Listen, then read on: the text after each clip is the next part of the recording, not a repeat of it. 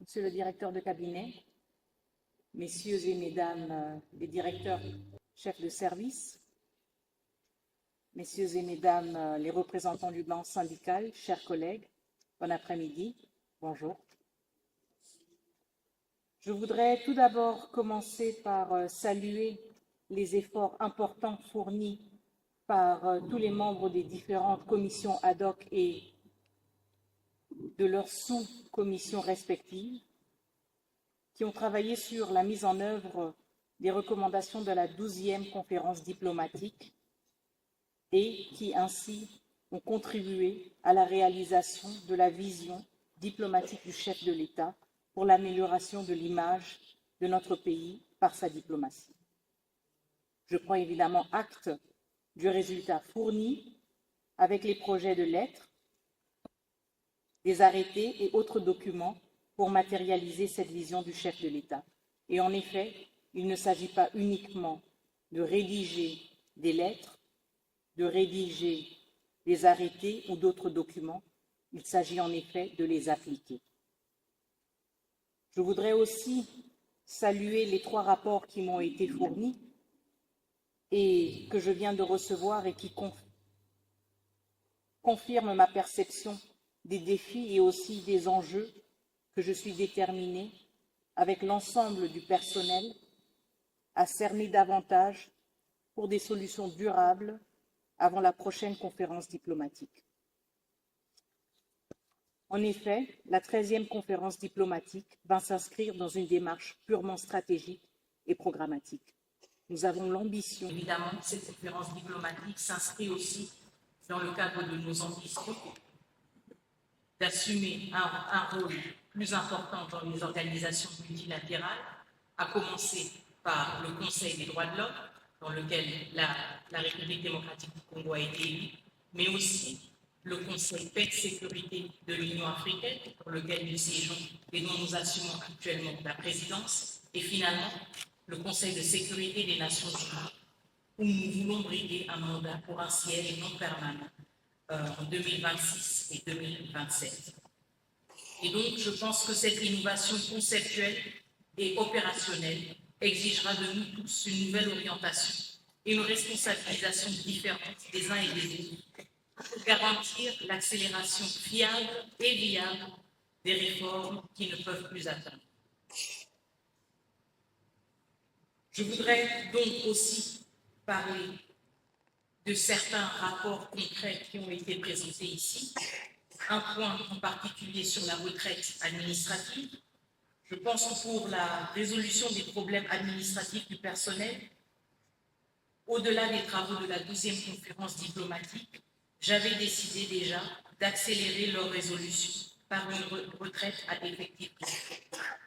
Et malgré le retard dans la finalisation des différents documents et projets d'arrêté, le moment est venu pour que les cadres et agents méritants puissent accéder enfin à leurs droits selon les cas.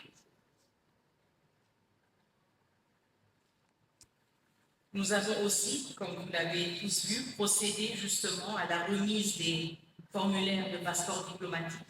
En effet, un premier pas, certainement pas le dernier. Cet outil de travail va justement contribuer aussi à habiliter un plus grand nombre de nos agents, que ce soit à la centrale, que ce soit aussi pour les diplomates en poste, à mieux être en mesure de répondre à leurs fonctions différentes. Je voudrais aussi prendre note des points qui ont été évoqués par le banc syndical, représentant élus et légitimes des diplomates et des agents de notre ministère. J'ai pris très bonne note des points qui ont été faits.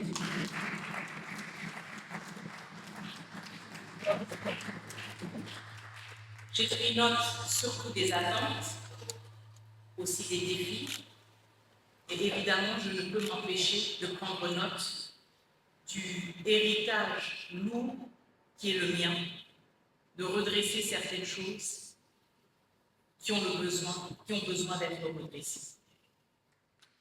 Je prends note de votre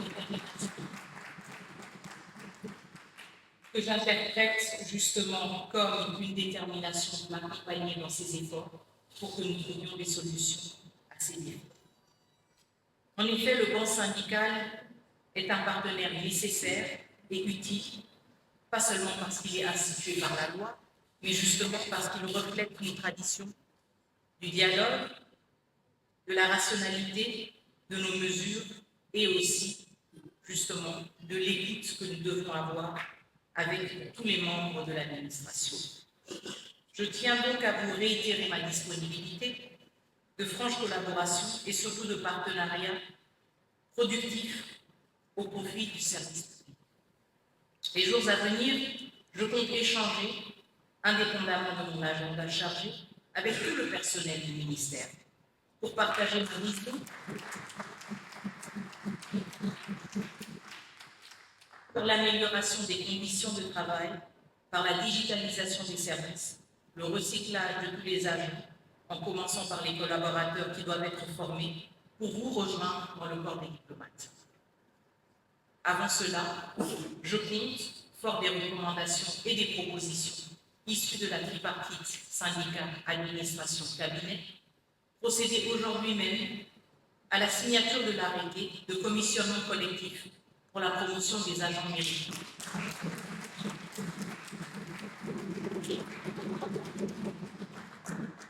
Mais permettez-moi de clarifier les choses. Ce n'est pas une faveur de ma part, mais plutôt la reconnaissance des droits des agents que vous êtes et que je dois garantir en tant qu'autorité de tutelle en attendant l'entérinement par la fonction publique. Et cela en perspective de l'ordonnance présidentielle selon l'agenda du président de la République, chef de l'État, garant des institutions. Mesdames et messieurs, chers membres aussi du banc syndical, soyez rassurés et restez confiants en notre synergie pour garantir un épanouissement professionnel de chaque agent que vous défendez. D'ailleurs, je lance dans les tout prochains jours la formation sans exclusion en prévision de l'intégration dans le corps des diplomates. Chers collaborateurs, je dois vous avouer qu'on ne s'improvise pas en diplomate. Et la formation est indispensable pour l'acquisition des compétences et des connaissances requises pour assurer et pour assumer la noble profession de diplomate. Un diplomate n'est pas n'importe qui dans la société, un diplomate n'est pas n'importe quel agent de l'État, et un diplomate est caractérisé par son profil et sa qualité de représentant ou de négociateur d'un État. Il ne prend pas la parole comme tout le monde, il n'agit pas comme tout le monde et ne fait pas la grève comme tout fonctionnaire.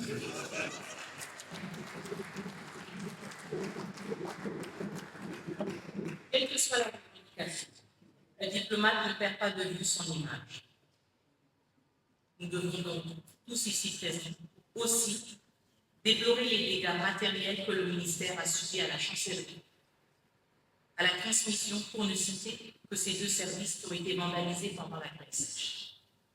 Quand nous parlons d'attente, quand nous parlons de besoins, nous devons aussi parler de responsabilité et d'une gestion responsable du patrimoine que nous avons.